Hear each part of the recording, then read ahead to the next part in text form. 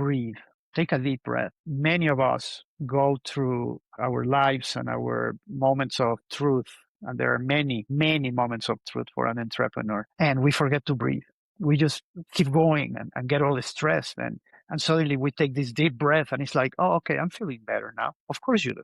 Your brain is getting all this oxygen that you didn't get. The second thing I would say is find the right team. Welcome to A Founder's Life. I'm your host, Leo Gestetner. On this show, we dive into the real stories behind the highs and lows of entrepreneurship and how we pursue a more integrated and meaningful life along the way. This podcast is sponsored by Thanks, helping founders like us scale with reliable remote talent. I'm excited today to be joined by Jorge Velasco. Jorge, thanks for joining us. Would you like to introduce yourself to the audience? Thank you for having me. I do appreciate it. I am Jorge Velasco. First and most importantly, I am the husband of Monica and the father of Ana Paula and Jorge. But I am also CEO and president of VR Printers.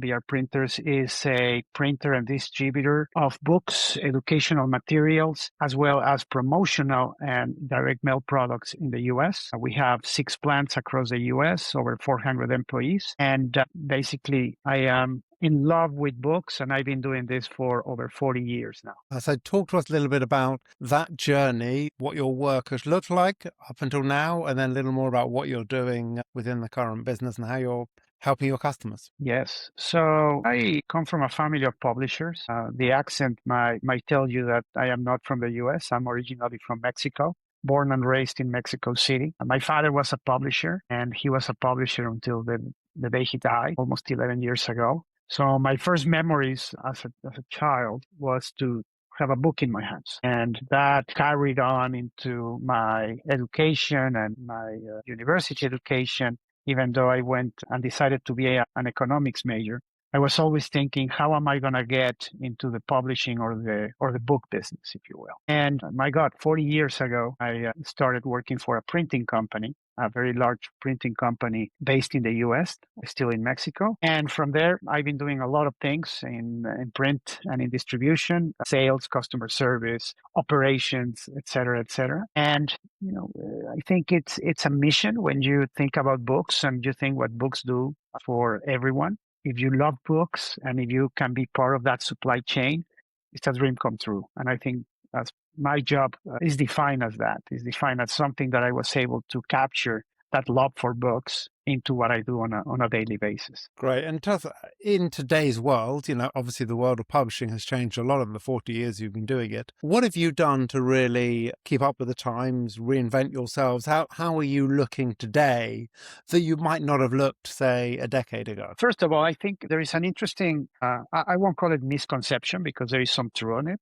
that when the iPad came out, the whole book business started to have a decline, the print book business, that is. That was in fact correct for a while until COVID happened. So we had seen a decline in the last 10 years, or 10 years ago, we started to see a decline in the number of books that were printed and distributed. But then when COVID happened, there are 2 main events. One is the fact that, of course, kids were at home looking at screens all day long, taking classes, taking lessons, etc. And on the other side, that they discovered the printed product. They discovered the printed product through TikTok. And it was an incredible phenomenon where they started to read books. And when I say they, I'm talking 8 to 17, 18 years old. They started to read books among them as groups. And there are a lot of cases that have been written about this on why was that? Why is that suddenly they wanted to have the touch and feel of a book rather than continue to read on a screen? And for us, it was a big surprise. I was working at a different company at the time that was specialized in trade books, in fiction, nonfiction, that kind of thing. And one day I get a phone call from one of the big publishers in the US, from Simon & Schuster, their production head, and they say, we are going to need a reprint of several thousand books for an author called Colin Hoover. And I'm just like, who in the world is Colin Hoover? Well, Colin Hoover was one of these TikTok authors, if you will, that became very popular out of nowhere. And now that her books are printed in the hundreds of thousands, and there's even a movie or 2 movies from one of her books. So the point is that when we thought the book business was in decline, the book printing business was in decline, COVID basically put us back on the map. Same happened with education. I think that's important to point out. Education is the same thing. At least in the US, the scores, the math, reading, social studies scores of the students that went through COVID looking at the screens and not having the printed product went down, and they've been going down. So school districts realized that education is better in many cases when you have the printed product with you. And that's what we have seen in the last 5 years, an increase again in the number of books we print and that we distribute to school districts. That's really interesting. I hadn't really thought about that.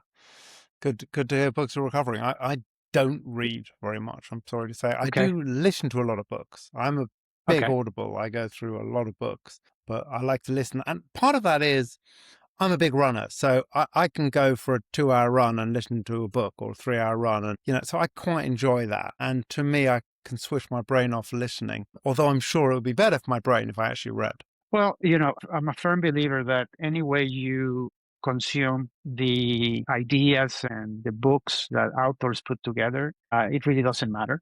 At the end of the day, the whole concept of books and what they do for us is not limited to the printed product. The concept is that ideas are shared and any idea is shared. At the company and personally, we are big believers that we are a part of a big supply chain that is we're stewards of the First Amendment in the United States, freedom of speech, because we print and we distribute any book. We are really not into deciding, if this book is the right book, if it has the right ideology of the CEO or the ownership of the company. Every book that we print, every book that we distribute has many ideas that might differ for what I like. So that is a very big part of what we do, is that we are protecting, or we're part of the protection of the First Amendment in the United States, which now more than ever is critical, in my opinion. Makes sense. You gave us a little taster on what family looks like for you. Talk to us a little bit more about that. Yeah, so I'm very fortunate because I have been married to Monica for 33 years. We met in Mexico in college. In my case, it was love at first sight. In her case, she didn't see me for like 6 months. And we've been moving around. We moved in Mexico several times. Then we moved to the States for the first time in 1999. That's where our daughter, Ana Paula, was born. Then we moved back to Mexico, and then we moved back permanently to the US in 2003, where my son Jorge Alexander was born. Both of the kids, they are not kids anymore; they are young adults. They have great careers. My daughter is presently working for a large consulting firm on the political side, and at the same time, she's doing a master's degree in Columbia University in New York City. And my son, 1 year removed from college, he's been working at a large PR company for the past basically 2 years. So we are empty nesters, which allows us to travel a lot.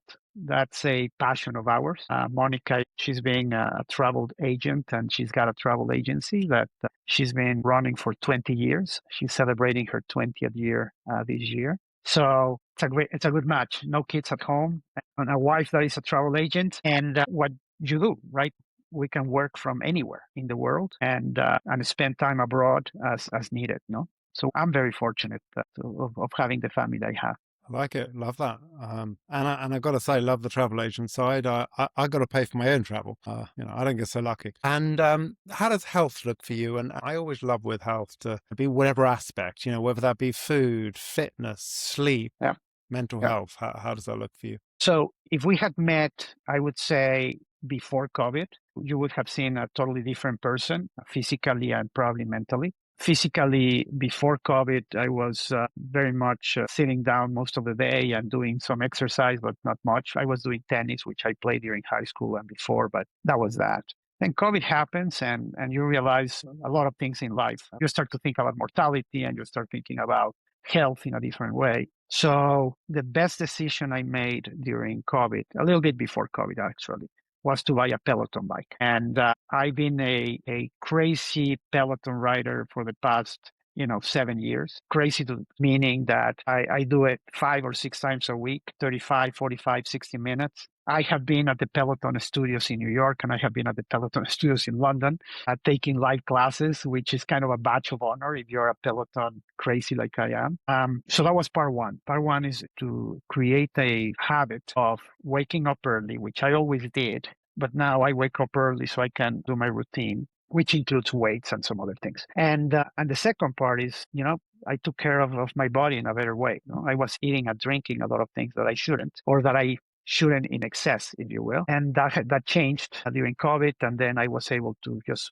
keep going. And I'm very happy to where I am right now. I feel healthy. I know I'm healthy because the doctor says I'm healthy, but it's more how you feel at the end of the day. But the exercise, I think, is critical. When I travel, and I travel a lot for work, and as I said, for pleasure, I always try to find a hotel where I can either do it inside or that I can do it outside. I cannot run like you do. My knees would not allow it.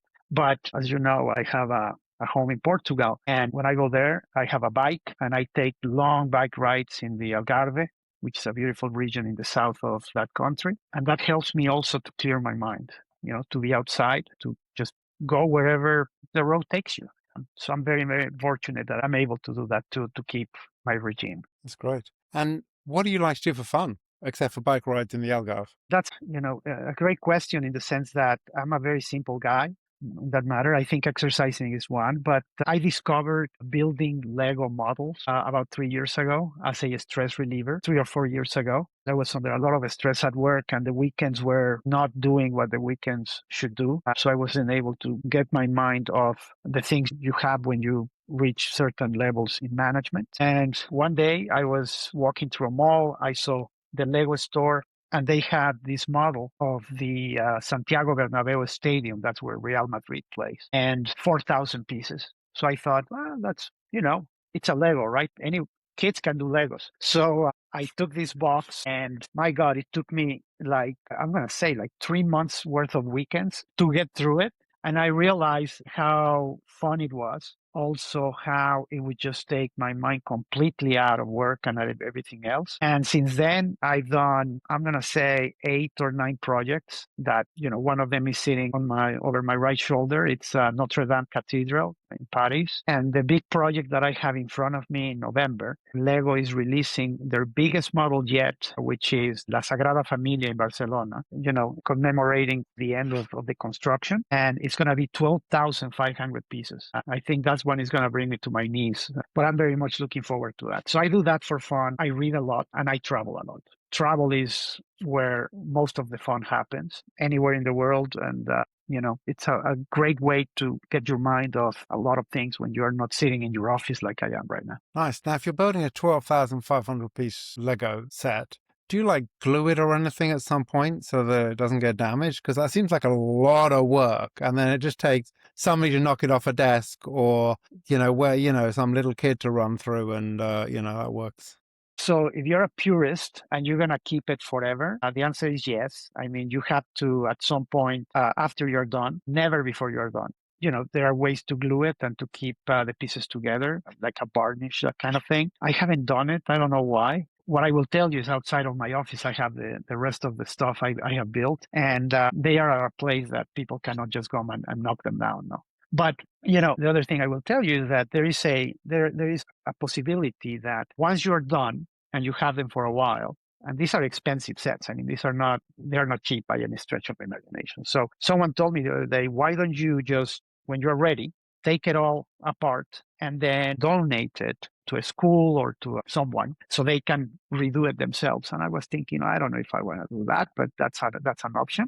But no, it is scary. I'll tell you, when you're moving it from one place to another, you're like, I need to be very careful. I don't want this to drop. And so how does an integrated life look for you across your different aspects? Integrated? Being very honest with you, as I have become older, I have started to balance my life a little more. And I said little more because I would be guilty if I say, my God, I'm totally balanced. I'm not, especially because of the job that I have and whatnot. I go back to travel. I think travel is what is balancing and integrating everything. It puts everything together because Again, I'm very lucky that I can work from wherever I want to. So I can spend 1 or 2 weeks somewhere else, not in this office, and still be able to actively work and manage the business I manage. I have a great team, which is also part of the deal. And part of the balance is that if you have a great team that is well aligned with what the company wants to do and whatnot, then you have a way to do that.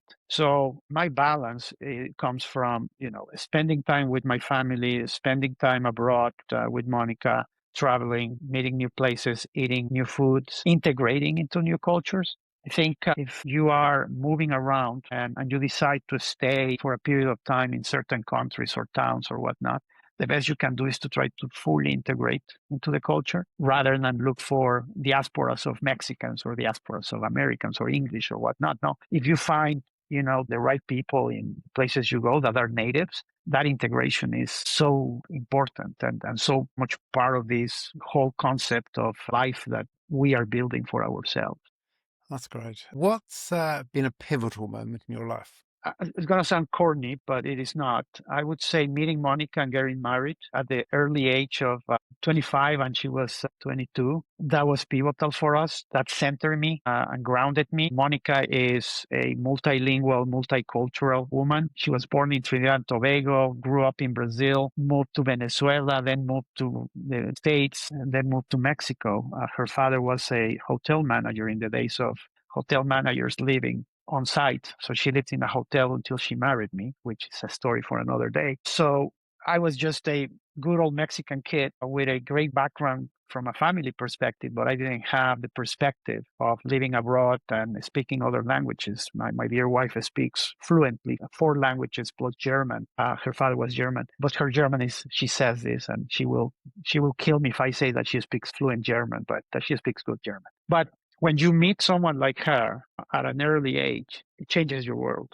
It completely changed my world. She changed my world. So that was a pivotal moment in my personal life that drove us to where we are today, right? Not to be afraid of moving, not only city to city, but moving from country to country. It wasn't as hard as it is right now, the whole immigration concept for the reasons that I'm sure all your listeners understand. Yet it was still very hard for us to just, as they say in Mexico, burn the ships and move to the US. So without her, and again, go back to the pivotal moment, I don't think I would be where I am today. The second one I would say was at work. I would say the pivotal moment at work was when I found the right mentor that believed in me. I am completely blessed to have at least 3 mentors that I remember very well, and they still remember me, that changed my perspective of business. They changed the way I was working and the way I was looking at customers and the way I was looking at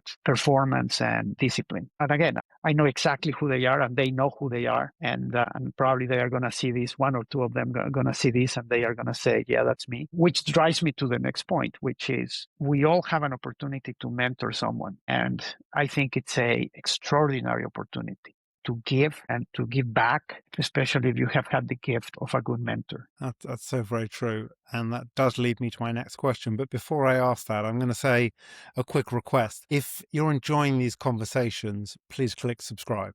And now on to the next question for you, which is, what's one piece of advice that you would give to an aspiring entrepreneur? I was at a conference last Friday, leadership conference, and I was in a panel. And I got that same question. And the answer was, first of all, breathe. Take a deep breath. Many of us go through our lives and our moments of truth, and there are many, many moments of truth for an entrepreneur, and we forget to breathe. We just keep going and get all stressed, and suddenly we take this deep breath, and it's like, oh, okay, I'm feeling better now. Of course you do. Your brain is getting all this oxygen that you didn't get. And by the way, this is nothing that I learned. One of my mentors, who's the CEO of a very large company, he gave me that advice many years ago when I became COO of my past company. The second thing I would say is find the right team. Now, of course, entrepreneurs, we are individuals, right? We like individuality. We like to move by ourselves and to push our ideas and whatnot. I consider myself an entrepreneur. And the companies I have worked for allowed me to think and act as an entrepreneur. But the supporting cast that you put together for your endeavors, they have to share the entrepreneurship that you believe in. So finding a good team is absolutely necessary, and be aligned with them. Right. Another part that I said last week when I was participating here is that you need to find a way that you're not only aligned with them, but also when you start running bigger companies or your company becomes bigger, you have to make sure that even if you're the CEO or the COO or whatever your job title is that the people that are doing the work still look at you. And when you look at them, they feel that they are the only person in the room. Many times, especially now with Teams and this type of video calls and working from home and whatnot, we lose sight of the human side, that it's very easy for the other party to know that you're not paying attention. It's very simple. I mean, you start looking at another screen, or you're still looking down, or you take this thing and you start doing this thing. I think that's key, that you focus. If it's 30 seconds or 1 minute on your response to that person, if that person feels that you are connected, then he or she are going to go through walls for you, which is what we entrepreneurs love to do. We don't see the wall as an obstacle. We just see it as a little bump on the road. So those are the three things that come to mind, Leo, when we think about what advice for entrepreneurs listening to this call. It's great advice. I think, the focus, I think breathing, breathing is an interesting one. And I've done a lot of breathing exercises I've learned over the last 10, 15 years, and meditation, things like that. And it's true. I mean, we don't breathe enough, and we certainly don't breathe deep enough. And, there was a great exercise I was taught a few years ago by a monk in India to like reset the system. And like, she was like, before a phone call, you should always do this, before a conversation, which I'm not saying I do always, but she was like, just 3 breaths. It's a slow breath in, a slow breath out at half the speed that you breathed in. You do that 3 times, and it is remarkably effective. I'm particularly stressed. That does do a great job of like resetting the nervous system. I concur. Totally concur. And how can people find you? Jorge at brprinters.com. That's my email at work. I'm very good at responding to emails. And so if you do, please do so. I will be very happy to respond.